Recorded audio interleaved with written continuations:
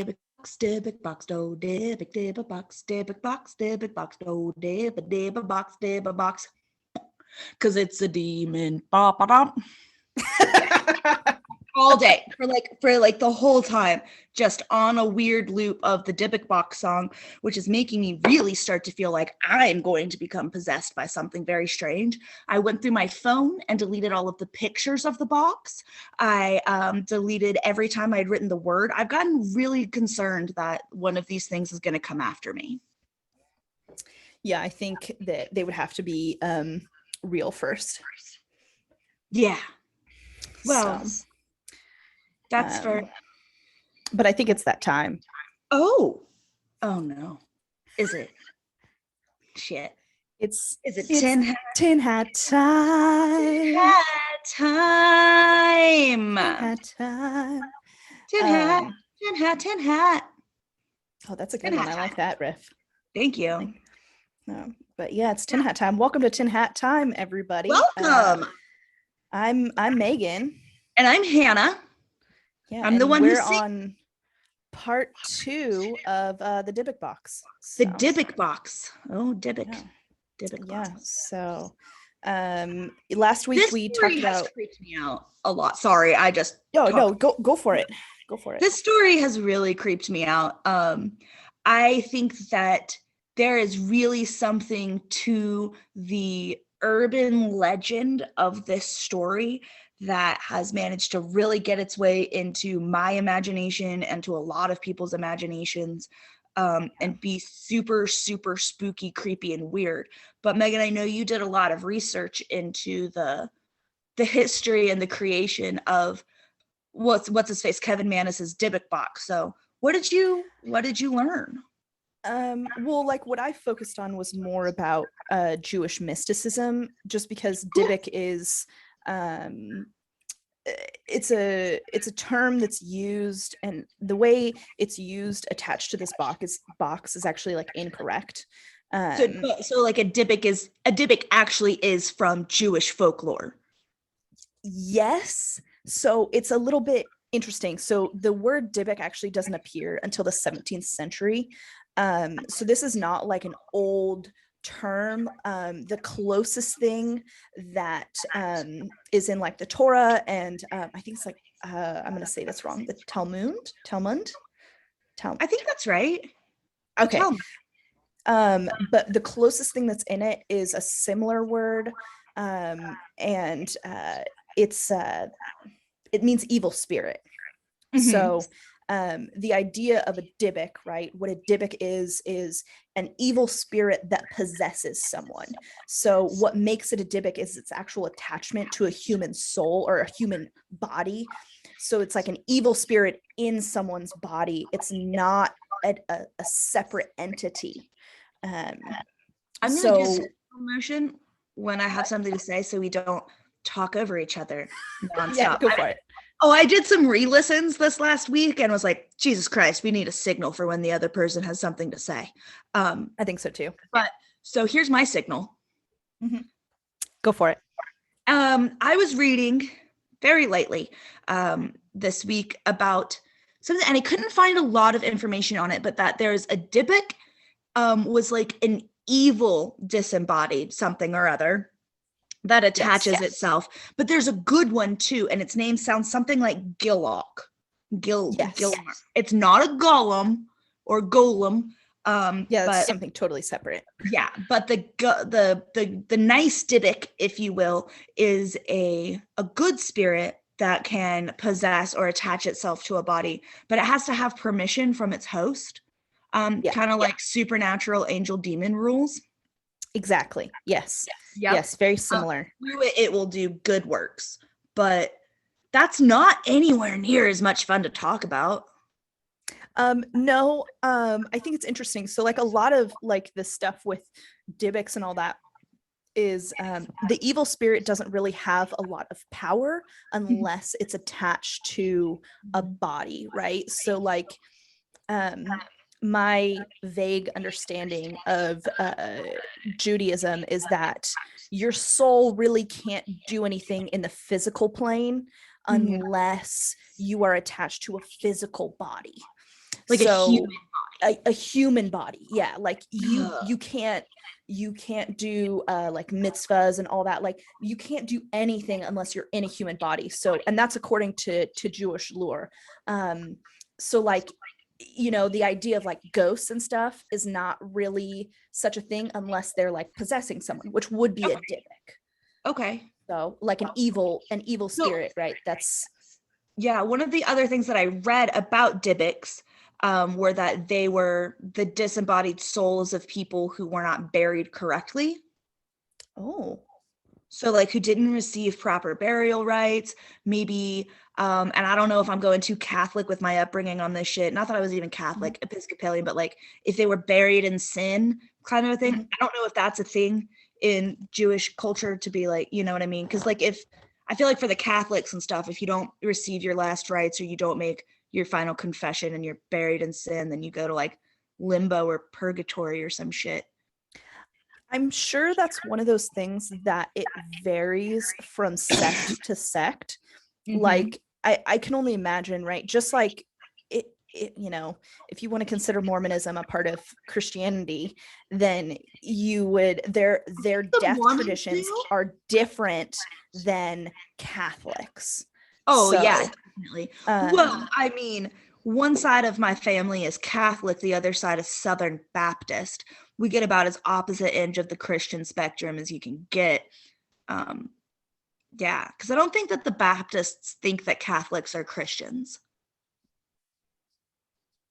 I probably not. I I mean, don't think so. this is like one of those things with Christianity is the sect that you're in, they always think that they're right. That the rest of them So, are. but I mean, that's like every religion, right? Every religion is like, I'm right, you're wrong, na boo boo, go burn in hell.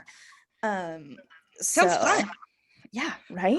But with the type, I don't know the sect that I watched a whole sermon on it because I'm that person. I watched a whole sermon on a rabbi talking about the afterlife Mhm. and death and all that. And what he talked about was that when you die in, you know, Judaism, your Jewish soul is attached to your body, and it takes time for your soul to basically release from your body. So they don't believe in cremation because they believe that your body still feels pain.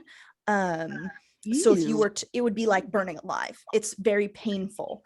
And you know, their concept of grief, right, sitting shiva and all that is very deeply attached to you know, it's like mourning for that person.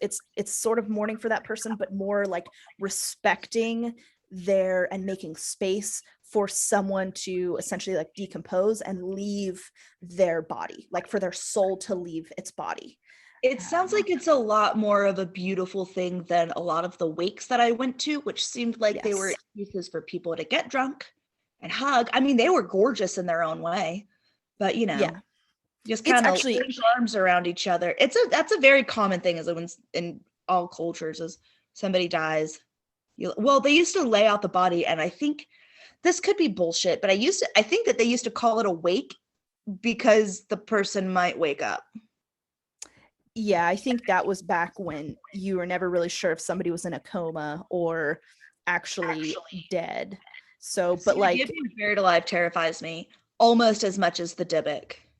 well, I mean, that's like, shoot, there's a whole thing about um like bells. There was like a specific type of casket like that was popularized like in the 1800s Oh yeah, yeah, yeah. That the where safety it's like, caskets. Do they but have bells? there's a saying that got popularized from those caskets, and I can't remember the saying, but yeah, they Saved by literally the had a bell. patent and everything. What? Saved by the Bell. That's what it is. Yes, yes, yes, There was that's a what it whole is. TV show. Saved by the Yeah. Bell. Okay, but like the original thing is like a lot different. But yeah, it's basically the idea of if you get buried alive, you could still ring the bell and someone Yes. would come dig you up. So Yes. because they didn't know when people were actually Oh, dead. but the best part of that is like the urban legendy thing that like, you know, as you decompose, you move around a bit too. So like Mhm. there's just decomposing bodies ringing bells out in those Victorian era, Edwardian era graveyards. I love it. So spooky. So it is very spooky. But the Judaism thing, I think it's beautiful. Like, it was such a cool thing to learn about, that it's the soul disconnecting from the body type of a thing. But with that in mind, it kind of ties back into the Dybbuk thing, right? You have to be attached to a body to actually be able to do anything. And so I know a lot of sort of like mentally ill people were typically called Dybbuks back in the day, because it's the Dybbuk was the one that was causing the mental illness or creating kind of the chaotic behavior. Like, if you think about somebody being bipolar and having a manic episode or depressive episode, like what? Or somebody having epilepsy. I didn't make the signal. Yeah, exactly. It's and I think it was really common for a lot of religions. I don't think that it's just Judaism that did, it's like any type of mental illness, like, oh, you're possessed, right? It's like the common Christian Judaism thing. Exactly. So it's just not really like the understanding mental illness. But with that in mind, right, Dybbuk in relation to the Dybbuk box is kind of used incorrectly, but I've been thinking about it. And my kind of speculation of that is that if they captured the evil spirit that was possessing someone, that would have been technically a Dybbuk, and trapped it in the box, would be what would have potentially made it a Dybbuk box. That's that was where my thought went with it, was that in order for this thing to truly be classified as a Dybbuk box, that woman and her sister, I say woman, like they were 14 years old, allegedly. I mean, we're just gonna tell the story as if it's real for a little while here. But so the story that I heard and that I watched was that the woman who had been the grandmother who had passed from our first episode, if you'll remember, listeners, she and a sister or a cousin were performing a seance with a Ouija board type thing that they had stitched into a handkerchief, which, when I heard that, made me think, good Lord, that would take forever. And then I was like, no, this is Poland in the 40s. There probably wasn't a lot to do. And these girls were probably already really good at doing cross stitch and like embroidery and shit like that. And like, they were darn good at it. Get it? Because they were probably good at darning. God damn it. If I could hang up on you. But that was the first thing that I thought was like, man, I can sew a button back on. I can do some stuff, but like making a whole Ouija board out of a, just like on a handkerchief because I'm bored, I don't see myself doing that anytime soon. But Homegirl did. And that it was they were in Poland, and on the night that they did this seance where they were summoning forth this evil spirit that on the show they call a Dybbuk. What show are you referencing? Haunted Histories. Oh, okay. Episode, I think 4. It's the one that's titled The Dybbuk Box, I think. Like season 1? Yes, it's on Amazon. So they get out their stuff, they're doing their little Ouija board thing, and it just so happens to be on Crystal Night, or the Night of Broken Glass in Austria, which was a very horrible pogrom that happened, an attack on the Jewish people of that town, like, and that city. They smashed all of the windows and glass, and like that's why they call it the Night of Broken Glass. They smashed all the windows in the storefronts. It was one of those predecessors to World War II, the Nazi takeover, that kind of a thing. It was like Nazis running rampant and hate crime, just like horrifying hate crime, like rampant hatred. And it happened to be that night that the girls were trying to summon forth this spirit. And they weren't trying to summon forth, like, I don't think that they were specifically trying to summon forth the Dybbuk, but ended up summoning it because of the great misery of the Jewish people that was already happening that night on the earth. So that's like the story is that like one of their evil spirits was able to come through, and like maybe it was on its way to Kristallnacht and was like, oh, here's some other kids over here I could fuck with for a while. And were they trying to make a golem or something? Like, what exactly were they trying to do? They were doing a seance. It was all the rage. It was a very popular thing to do. Also, I feel like if you are 14 years old and you're a girl, no offense, dudes, if you're doing this, you're probably brought along by like some sort of a cool witchy girl. You're trying to talk to ghosts. Like that just, Okay. you know what I'm saying? That was like the goal. It wasn't like they were actually trying to like summon something to like they were trying to summon something, but they didn't know what the hell they were doing. They were 14-year-old kids. Yeah. So they summoned this thing, and according to the lore and the story, poltergeist-esque activity begins happening around the house, that sort of stuff. They realize that something bad has gotten out, that they turned loose something bad, and then they create with their hair, like remember that blonde lock and the brown lock? So they create a charm, a spell to trap it there. So perhaps with it having some part of a person in there, like with the hair, that could be enough to attach it to it. And there was bone in there. It was a chicken bone. And that cast iron, and the iron is very important if you're trying to capture an elemental or a fae type creature, because the Dybbuk is probably from that realm, I would imagine. Are you talking about the octopus candle holder? Yeah, the octopus, that's like the cast iron candle holder thing, because it's cast iron, and iron is something that you can trap fae, elemental, demon, that kind of stuff with. Don't do it. Kids, listen to me. You leave the fae alone. Leave them the fuck alone. Just leave that to the professionals. Don't even professionals. Just leave them alone. Just leave them the fuck alone. Put out some cream, and then leave them be. I thought you're not supposed to give them offerings because that's like accepting. You're just supposed to ignore them. I have taken a rule of, I have a lot of little fairy houses and stuff like that around, and I'll put out little thing of cream, and like I try to keep my little critters happy, so they don't fuck with me. But I just pretend they don't exist, and then I have no problems and no more come. But then they don't have any power, and I want them to have power. I don't want them to disappear from this plane. I want the magical little creatures to be happy, and so I'll give them some milk sometimes. Megan, that's not what we're talking about right now. We're talking about the fucking Dybbuk box. I just don't want the fae to steal my child. Oh, see, I don't have a child, so that doesn't bother me. You have a cat. Steal my schnauzer, you're more than welcome to him. The cat keeps them away. Yeah, no, I don't have a kid. I don't give a shit. Yeah. But anywho, back to the Dybbuk box. Back to the Dybbuk box. That like the hair, the bones, the cast iron, that sort of stuff that's in the box, I think conceivably could be used to trap some sort of an elemental in it, that they gave the name the Dybbuk. Now, I know that I have stated it before, and I'll probably say it a few more times. There's nothing in the Jewish folklore precedent that says a Dybbuk can be trapped in an inanimate object.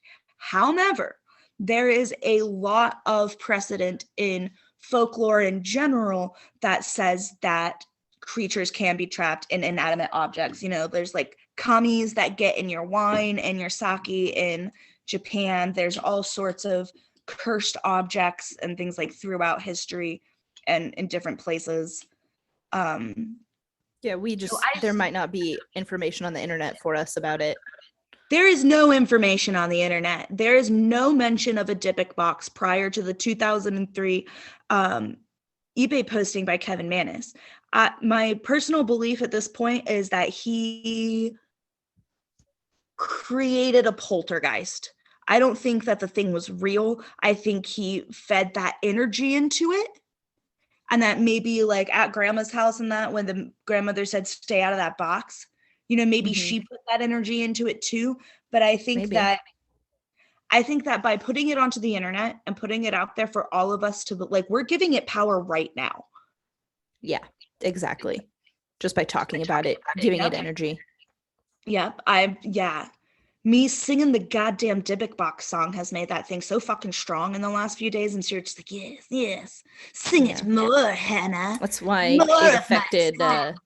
Zach Baggins so greatly, because of your God, song. I hope so. He's an And empath, so that's why. Megan, I can't. I literally can't with you and that man. You're losing your mind over there. That's so cute. Yeah, I feel like based off of what I've been reading this week, I don't know. No, I don't know. I don't know if it's real or not. I think that it doesn't matter at this point because enough energy and thought and belief has been poured into it that now something exists in there, whether it was a Dybbuk caught on the eve of the Holocaust or not. Yeah. It's created some sort of energy, but like at the same time though, like I don't know, I watched the Ghost Adventures episode where they open the Dybbuk box because Zach Baggins owns it, as we talked about in the previous episode. Zach Baggins owns it, but like Chode. Just like, so he also interviews Kevin Mannis, and Kevin Mannis is like that guy from Dorothea Puente's house who pulled the femur up and likes to talk about it all the time on everything. Kevin Mannis is a short story creative writer who wanted to do community theater or some shit. I get it. I'm not talking shit, Kevin. We're the same person. I just won't. He doesn't say no to an interview. No, he does not. He does not. He wants this press. He needs it. He's like fuck face. I think one of the things that like bothers me about Kevin Mannis is that he did release a statement saying that if anyone can find reference to a Dybbuk box before I posted something, I'll give you $100,000 and I'll tattoo your name on my forehead. Yeah, that's them strong words from a man who knows he wrote a short story on the internet that went crazy. It was a creepypasta that has now been turned loose into the world. Well, and then like the second or third owner or something after Kevin Mannis, like he wrote a book on it about his experience. And I think that by that point, it was haunted. If it wasn't before, it was by then. Because again, like I think that just the psychic energy that we have within us, like I don't know if it's pseudoscientifically proven, but I feel like it's like actually scientifically proven that we can manifest things. Our brains are like the power that you put into the world. The hiccup, Jesus. What was that? So obnoxious, a little hiccup burp thing. I don't know why. I'm a grown woman. But yeah, like the energy that you put out into the world, you can manifest it. It's like, like the threefold law, like what you put out there, you get back times 3, that kind of stuff. So I think that, like I've been saying in a circle this whole time, I think that the more and more energy that we keep feeding into this fucking thing, the more and more energy it has. It's a vampire. The Ghost Adventures episode, nothing really happened. Like there wasn't really a lot in my mind. There wasn't a lot of like irrefutable evidence. It was all of the Ghost Adventure guys acting kind of like dumbasses. And like, so it was no different than every single goddamn episode of that fucking show that has ever existed. But like there's episodes where there seems to be more like they capture more voices of things, and like there's like genuine stuff that I think they do actually capture sometimes. But like supposedly his not his hotel, I always say hotel, but his museum is supposed to be like incredibly haunted, and he's reporting ghosts from all over the goddamned globe. What does he think is going to happen there? But so they're in this super haunted museum. They open the Dybbuk box and then they walk around the museum to see if it like stirs up activity with all the other haunted shit he owns, and nothing happens. Like none of the other stuff talks. Like they put, I think he has like human remains or something. Like, and who sold that man a human? And surprisingly easy. You should like the poltergeist thing. Like when Nick and I first started dating, he went to an antique store in town and saw a real human skull for $900. That was like an antique skull. And he was like, God damn, do I $900 love this bitch yet? Because she would really want this. And then he didn't $900 love me then. And by the time he did, it was gone. Yeah, that's fair. But anywho, so they walk around the haunted museum and put recorders on like the chest of like a skeleton and stuff. Nothing, right? Like no activity from creepy dolls, like literally nothing. The most they get is what looks like a bug, that it's like, it's a light anomaly. And it's like, that's a fucking bug, dude. Like it's clearly a bug. The light anomalies on those fucking shows drive me insane because I never believe them. It doesn't matter who it is. It's like, have you ever seen a goddamn moth in your life? Well, like the only times that I ever believe light anomalies is when it's in a sealed room. And the thing is this is not a sealed room. Or when it's on the side of creepy dust. Yes, see, or Brown Mountain Lights. But, essentially nothing happens. One of the guys passes out, slightly off camera. Of course, it's slightly off camera. And of course, somebody passed out. And Zach can't walk through anywhere without passing out, dropping like flies. Zach doesn't even recognize it, and like he ignores the fact that Aaron passed out on the ground. And then the third dude, who I literally can never remember his name, he basically goes kind of decent. He seems like a halfway decent guy. Yeah. Like, and he goes like, yeah, like I respect the Dybbuk box. I just don't claim anything from it or whatever. And nothing happens to him. And except he makes a comment. He goes, yeah, I don't think anything's going to happen right now. I think if anything, like, who knows, 2 days later, right, something might happen or whatever. And Zach goes, don't you say that. Don't you just invited that in. And like all this type of stuff. And 3 days later, his family dog dies. And it's like, well, that's 3 days. That's not 2 days. So. And how old was your dog? I know, and they didn't include that. That's the thing. It's like, was this like a year-old dog? Because maybe that would be compelling. But if this is like out of nowhere, if this is an older dog, like maybe. Did they know like, his that's reasonable? Was dying. Well, and that's the thing. So like they didn't giving it medication for years.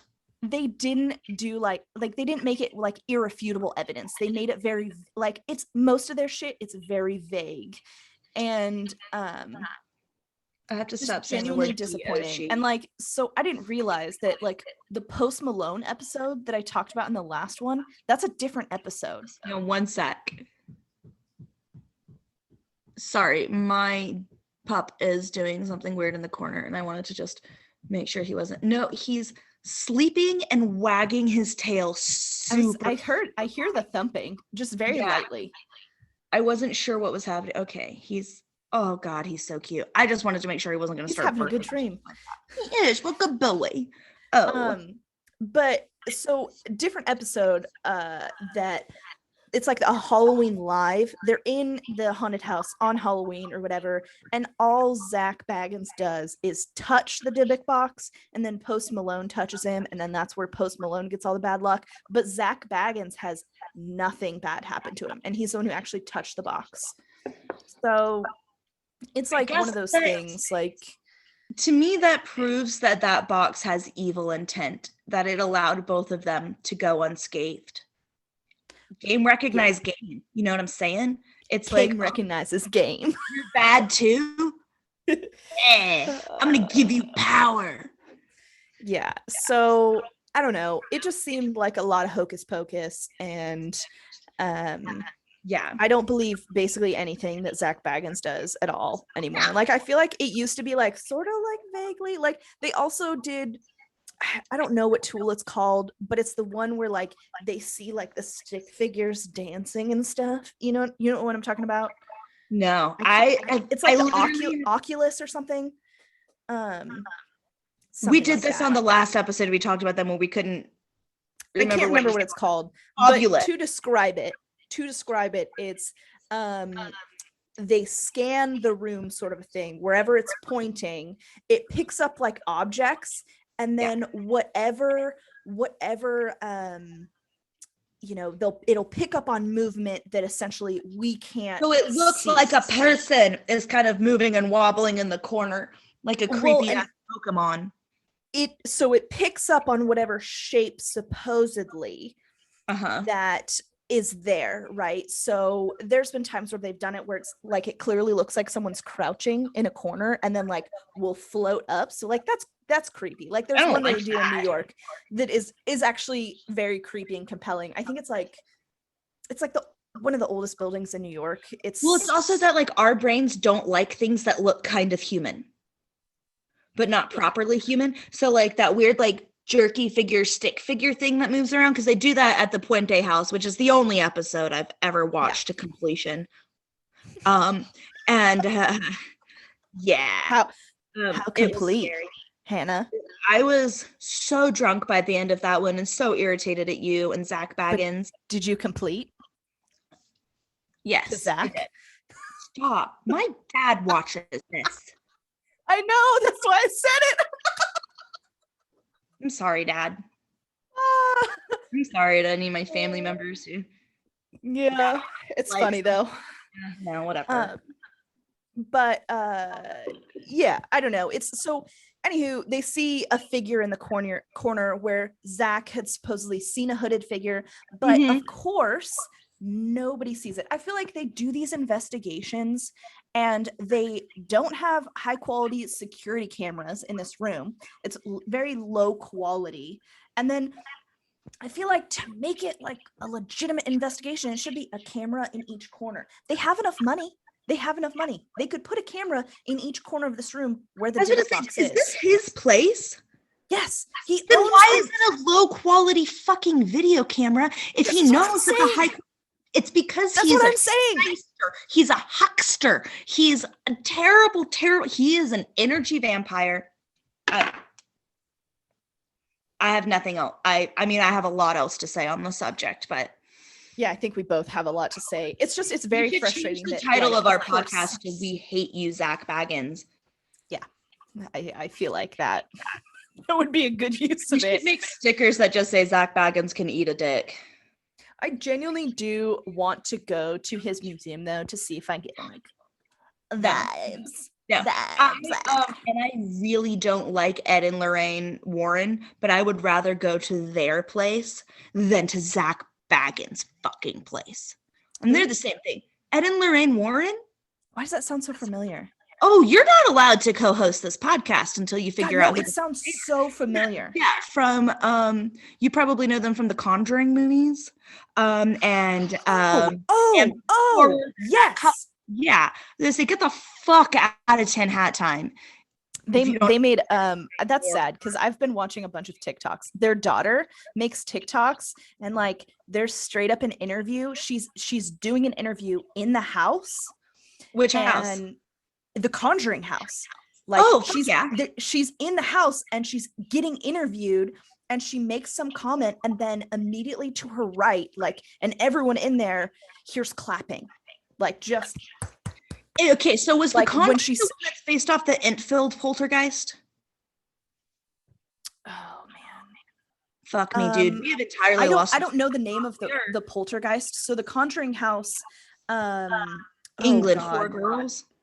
No, not in England. Conjuring House is in America. It's I think in Connecticut.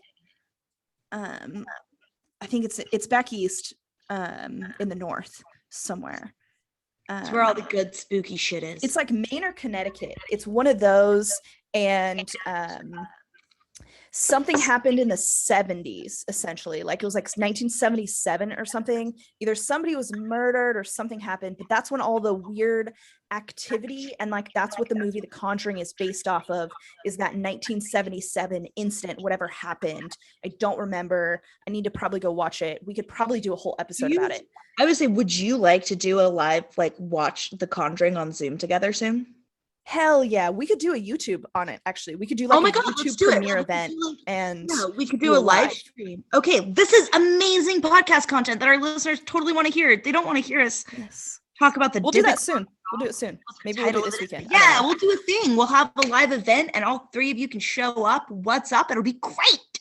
Follow our Instagram. And probably TikTok. I don't know. Maybe I'll do a post. Yeah, we're not done with the thing yet, so we don't have to talk about that yet, unless you. Well, I'm just saying, if we do a live event, like just look for us on Instagram, and we'll talk more about it. But Zach Baggins has the Dybbuk box. He opened it, and nothing fucking happened. No, he just acts weird. This is Zach Baggins being an empath. But bringing back around to the actual creep fest that is this wine case, I think that there is something to it. The end. I agree. I think that it's haunted. I don't know if the story that Kevin Mannis came up with is the truth. I doubt that pretty highly. But I do think that all the power and like all the time, like all the like internet shit that it's like a prayer wheel of energy that just keeps getting fed into this thing. I mean, like you could look at it similarly to like think of like the haunting of like the Poltergeist set, or like that curse. Like I think it's the same sort of idea where it's like there's so much fed into it, and maybe something did happen, right? Like the Poltergeist thing, their whole thing is like they used real skeletons for like that one scene. Like I don't know if that's true, but I believe it with my whole heart. According to Making a Murderer, it's true. So, and Cracked, I don't know. But Cracked is a top source. It is top source. They're irrefutable. That Wikipedia and BuzzFeed, man. How much more legit can you get? Okay, I honestly love BuzzFeed as a source. And BuzzFeed the other day as a source ahead of Forbes magazine. I love the BuzzFeed Unsolved. I love those guys. They're I think that's a little bit different than like just general BuzzFeed. I think it's kind of like, I like their videos and stuff. I like the staff that they have on who does like doofy videos. I mostly just like Ryan Bagara and Shane Madej. Those are my boys. I think they're great. They cover some funny fucking shit, and I like them. I don't know. They make me laugh. And if you can combine spooky shit, if you can creep me out and make me laugh, then I want to hang out with you or watch your shit. Which is why I don't like you, Zach Baggins. You neither creep me out, nor do you make me laugh. Made direct eye contact with the camera with that one. I hope he sees it. I hope he's you, Zach Baggins. Yeah, Zach. Top notch. I hope he. I genuinely hope he like just never sees it though. Like, oh no, I hope he does. He should know. He needs to know. Somebody should tell him. Do you think that he hasn't had somebody sit him down and be like, Zach, maybe you should tone it down a little bit. Your glasses are stupid and your whole energy makes everyone want to slap you. Your friends hate Dan met him. Dan met him and thought he's a pretty cool guy. Like genuinely. Like they genuinely met and drank at a bar while they were in Dillon, Montana. Like you made a child with somebody who was willing to befriend Zach Baggins. And continue to be a fan. So, all right. That's when they did the Metlin. All right. So. I'm now a lot more suspect of your tiny, beautiful daughter.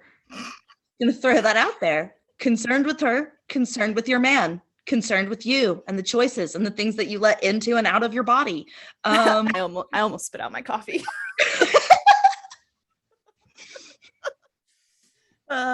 But yeah, I don't know. Zach Baggins, that's a whole bag. But anywho, wrapping up the Dybbuk box, because I feel comfortable wrapping it up. What are your thoughts? Too. I mean, I would love to continue to babble on about all the different artifacts that we think are haunted. But I will say that, like I said before, my thoughts are that something is going on with it, and I just don't know. There's not enough information out there, and that leads me to believe that the Dybbuk box is made up. but Yeah. in the making of it, they created something. Yeah. We had some. Do you have anything to add to the end of the Dybbuk box?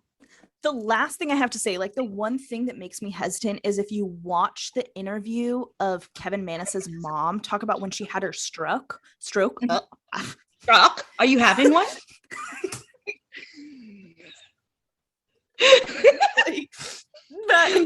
when she strokes are no joke, but when she has her stroke, while like looking at the Dybbuk box, she like gets really emotional, and I don't know if it's just because of the trauma of having a stroke, right? And like she's an older lady, like these things happen, so that's kind of a tough thing to say. That fact is that like my mom had a stroke when she was in her, either when she was like exactly 40 or in her very early 40s, because of the brain surgery that she had. And I know that she was like, she's recovered a great deal. Don't worry about my mama. She's fine. But like, there was a long time where she was pretty confused about things, where stuff got really mixed up. So if, you know, Manus's mother had a stroke while she was looking at this thing, it feels like that could be coincidental, but add good lore to it. And now she could entirely connect it to the thing. And like I said, I can't discount the fact that maybe that creepy inkling of a thing started with the grandmother who kept it up on her shelf.